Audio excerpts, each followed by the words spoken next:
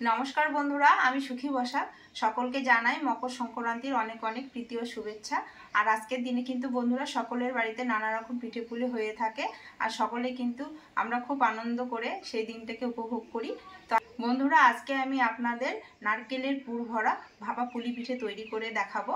তো আপনারা পুরো ভিডিওটা স্কিপ না করে দেখতে থাকুন, আশা করি খুব ভালো লাগবে। আর ভাপা পুলি পিঠে তৈরি করার জন্য কী কী উপকরণ নিয়েছি আপনাদের বলে দেব। এখানে নিয়েছি আমি একটা নারকেলটাকে কিন্তু ভালো করে ধুয়ে নিয়েছি।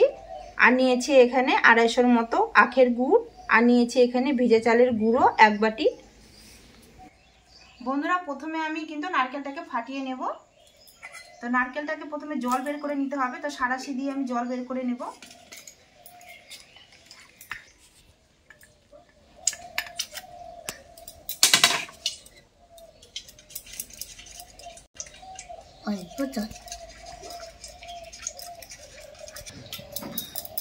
সব জল কিন্তু ঝাঁকিয়ে ঝাঁকিয়ে আমি বের করে নিলাম।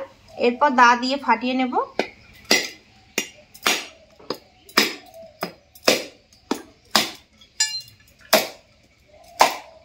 দেখুন কত সুন্দর ফেটে গেল নারকেলটা, আর পুরো কিন্তু খুব সুন্দর আছে। বন্ধুরা, এরপর আমি নারকেলটা ভালো করে বটি দিয়ে কিন্তু কুড়িয়ে নেব।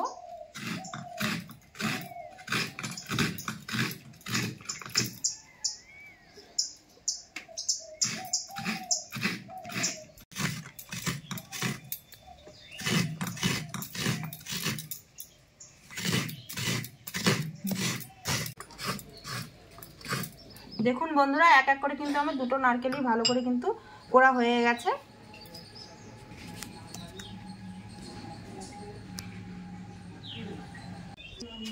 এরপর বন্ধুরা, আমি আখের গুড়টা কেটে নেব বটি দিয়ে।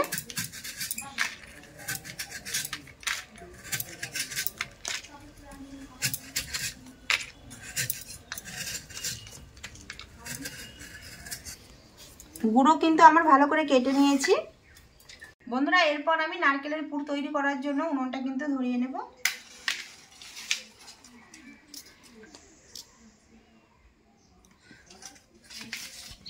কড়াই গরম হয়ে গেছে, কড়াইয়ের মধ্যে কুড়ে রাখা নারকেলগুলো দিয়ে দেব।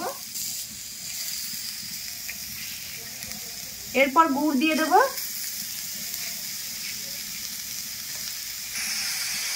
এরপর আমি নারকেলের পুর আর গুড়টাকে ভালো করে কিন্তু মিশিয়ে নেব।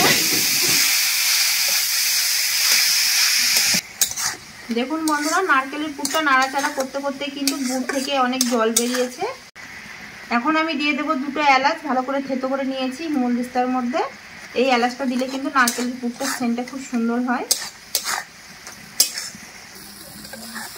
নারকেলের পুর থেকে কিন্তু জলটা অনেকটাই শুকিয়ে গেছে। দেখুন, এখন কিন্তু হালকা আছে, ঘন ঘন নাড়াচাড়া করে নারকেলের পুরটাকে আমি তৈরি করে নেব।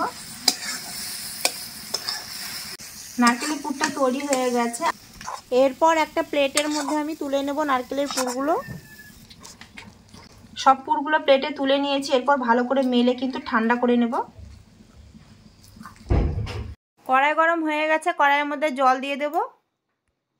জলটা টকবক করে ফুটে উঠেছে। এরপর আমি 1 চামচের মতো লবণ দিয়ে দেব। তারপরে ভিজে চালের গুঁড়োটা অল্প অল্প করে দিয়ে একটা ডো তৈরি করে নেব। আর ঘন ঘন কিন্তু খুন্তি দিয়ে নাড়াচাড়া করে নেব। আর ডোটা কিন্তু খুব বেশি শক্ত হবে না, খুব বেশি নরমও হবে না, ঠিক মিডিয়াম হবে। ঘন ঘন নাড়াচাড়া করে একটা আমি ডো তৈরি করে নিয়েছি।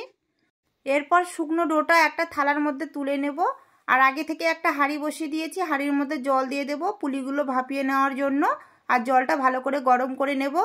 তারপর আমি এর মধ্যে শুকনো চালের গুঁড়ো দিয়ে ভালো করে কিন্তু ডোটাকে তৈরি করে নেব। অল্প করে আটা দিয়ে চালের ডোটা কিন্তু আমি ভালো করে তৈরি করে নিয়েছি। এরপর সামান্য একটু ডো নিয়ে হাতের মধ্যে গুলি করে 2 হাত দিয়ে ভালো করে কিন্তু একটা বাটির মতো আকার তৈরি করে নেব। এরপর সামান্য একটু নারকেলের পুর দিয়ে মুখটা ভালো করে কিন্তু মুড়ে দেব।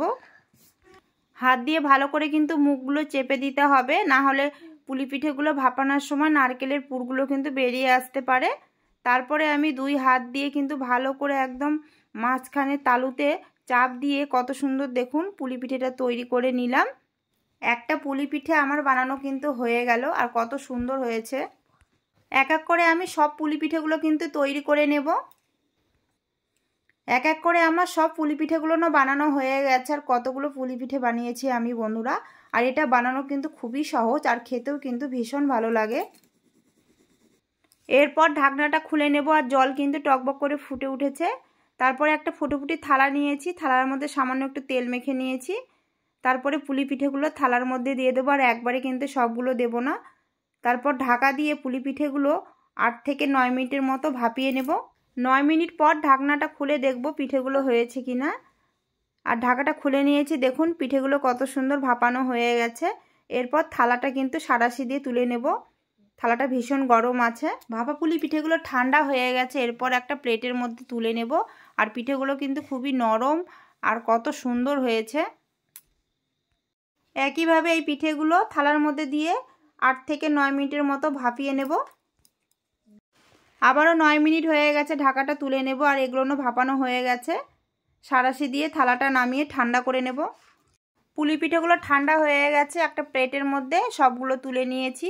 আর দেখুন বন্ধুরা কত সুন্দর নরম হয়েছে আর কত সুন্দর সেদ্ধও হয়েছে পিঠেগুলো। আর এই পিঠেগুলো খেতে বন্ধুরা ভীষণই ভালো লাগে নালি গুড় দিয়ে। আর কতগুলো পিঠে তৈরি হয়ে গেছে দেখুন বন্ধুরা। এক থালা কিন্তু আমার ভাপা পুলি পিঠে হয়ে গেছে, নারকেলের পুর ভরানো। আর দেখতেও যত সুন্দর, খেতেও কিন্তু এই পিঠেগুলো খুবই সুন্দর আর বানানো খুবই সহজ। একটা আমি ভেঙে আপনাদের দেখিয়ে দিচ্ছি কতটা নরম হয়েছে আর সেদ্ধ হয়েছে কত সুন্দর। দেখুন ভেতরটা একদম নারকেলের পুর ভরানো, খেতে তো ভীষণই ভালো লাগে বন্ধুরা। আর এটা আপনারা দুধ দিয়েও কিন্তু জাল করে নিয়ে খেতে পারেন, খেতে ভীষণই ভালো লাগে। বন্ধুরা আজকের ভাপা পুলি পিঠে রেসিপিটা আপনাদের কেমন লেগেছে? আশা করি খুব ভালো লেগেছে। এইভাবে একবার আপনারাও আজকে বানিয়ে খেয়ে দেখবেন। আজকে তো পৌষ পার্বণ, সকলেই নিত্য নতুন পিঠে পুলি বানায়। তো আমার রেসিপিটা একবার ট্রাই করে দেখবেন, আশা করি আপনাদের খুব ভালো লাগবে বন্ধুরা। ভালো লাগলে বন্ধুরা অবশ্যই কমেন্টে জানাবেন, আর লাইক করে দেবেন, শেয়ার করে দেবেন। আর আমার চ্যানেলটাকে সাবস্ক্রাইব করে দিয়ে পাশে থাকা বেল আইকনটি অবশ্যই প্রেস করে দেবেন। আমি যখনই নিত্য নতুন ভিডিও আপলোড করব সবার আগে আপনাদের কাছে নোটিফিকেশন পৌঁছে যাবে। আজকের মতো এই পর্যন্ত, আবার দেখা হবে অন্য কোনো রেসিপিতে। আপনারা ভালো থাকবেন, সুস্থ থাকবেন, সাবধানে থাকবেন। নমস্কার।